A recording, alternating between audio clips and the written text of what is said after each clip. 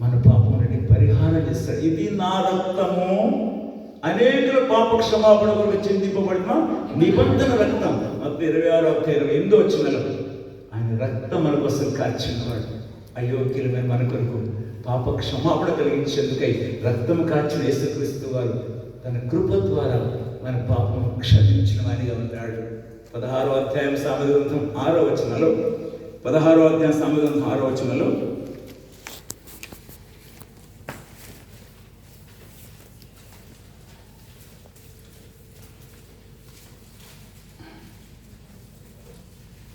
కృపాసత్యముల వలన దోషములకు ప్రాయశ్చిత్తము కలుగును. కృపాసత్యములు ప్రియుల యేసుక్రీస్తు వారు సత్యవంతుడు. నేనే మార్గము సత్యము జీవములైనానని చెప్పిన ప్రభు, పరిశుద్ధులైన ప్రభు కృప చేత అనగా దయ చేత కనికరం చేత మనందరి పాపములు తాను భరించి మనం శుద్ధీకరించేందుకు కాచిన రక్తధారల వలన మనకు విమోచన కలిగించి పాప క్షమాపణనిచ్చి ఇప్పుడు దేవునికి మనకు మధ్య అడ్డము అని పాపాన్ని తీసివేసి దేవునితో సమాధానపరచడం అని ఉంటున్నాడు. రోమాపతి 5వ అధ్యాయం మొదటి వచనాలు, రోమాపతి 5వ అధ్యాయం మొదటి వచనాలు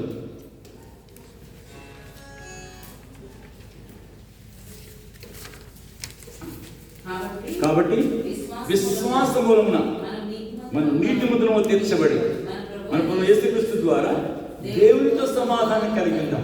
ఇప్పుడు విశ్వాసం అనేది కావాలి. బస్సు ఎక్కామనుకోండి, బస్సు ఎక్కితే మనం టికెట్ తీసుకోవాలిగా. బస్సు అయితే మన కోసం వేయబడింది, మనం రోడ్డు వేయక్కర్లా, బస్సు కొనుక్కోకర్లే. కానీ మనకు టికెట్ కావాలి దానికి ప్రయాణం చేయాలంటే. అఫ్కోర్స్ ఇప్పుడు ఫ్రీ టికెట్లు వచ్చినాయి అనుకోండి, అదంతే కాదు. ఇప్పుడు టికెట్ కొనుక్కో, టికెట్ విశ్వాసం. విశ్వాసం అనేది నా కొరకు కూడా 2000 సంవత్సరాల క్రితం క్రీస్తు శకం కనుక ఆయన ఈ లోకంలోకి వచ్చిన సత్యం, చారిత్రాత్మక సత్యం. ఏప్రిల్ 7వ తారీఖు క్రీస్తు శకం 30 సంవత్సరాలు ఏప్రిల్ 7వ తారీఖున ఆయన సిలువలో ప్రాణం పెట్టినది. భూమికి కేంద్రస్థానంలో యెరూషలేములో ఆయన ప్రాణం పెట్టిన అద్భుతమైన సంఘటన జ్ఞాపకం చేయబడింది. చారిత్రాత్మక సత్యం ఇది. ఆయన ఈ రోజు వచ్చిన సంగతి ఇదే. కృతయుగమో త్రేతాయుగమో ద్వాపరయుగమో కాదు. మన వంటి వారి మధ్య ఆయన జీవించాడు. ఆయన మన కోసం ప్రాణం పెట్టే దినం అది. కాబట్టి వాక్యం చెప్తోంది,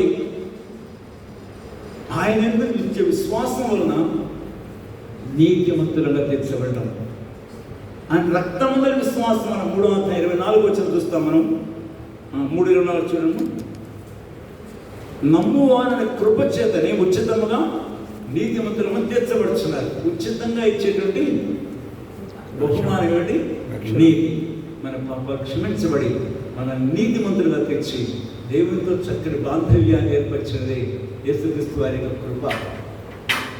నోవహు కృప పొందిన వాడు ఆయన. దయచేసిరండి మళ్ళీ ఆదికాండం కొద్దాం.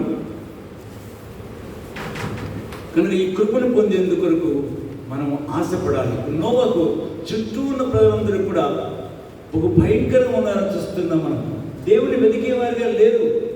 మతంలో ఉండొచ్చు, ఎన్నో నిష్టలు కలిగి ఉండొచ్చు, ఎన్నో దీక్షలు చేయొచ్చు. అసలు దేవుడు అంటే ఎవరు? ఆయన ఎటువంటి వాడై ఉండాలి? నేను ఆయన ఎదురు చేరాలని నేను ఎటువంటి వాడై ఉండాలి? ఆయన మార్గం ఏమిటి? ఆయన ఎట్లా తెలుసుకోవాలి? ఆయన ఆలోచన ఎవరు ఆలోచన చేయగలరా? ప్రియులారా, దేవుడు వెతికే వారు అయి ఉంటే ఆయన ఒక్కడే. దేవుడు అనే మాట అర్థం ఏంటి? ఒక్కడే. దేవుడు అంటే సింగులర్ అయింది, ప్లూరల్ కాదది. కనుక ఒక్కడైన దేవుడిని చేరాలంటే చూడండి, 1 తిమోతి 2వ అధ్యాయం 5-6 వచనాల్లో, 1 తిమోతి 2వ అధ్యాయం 5-6 వచనాల్లో దేవుడు ఒక్కడే, దేవునికి నరులకును మధ్యవర్తి ఒక్కడే, ఆయన క్రీస్తు యేసును నరుడు. ఈయన అందరి కొరకు, అందరి కొరకు. ఎవరి కొరకు అండి?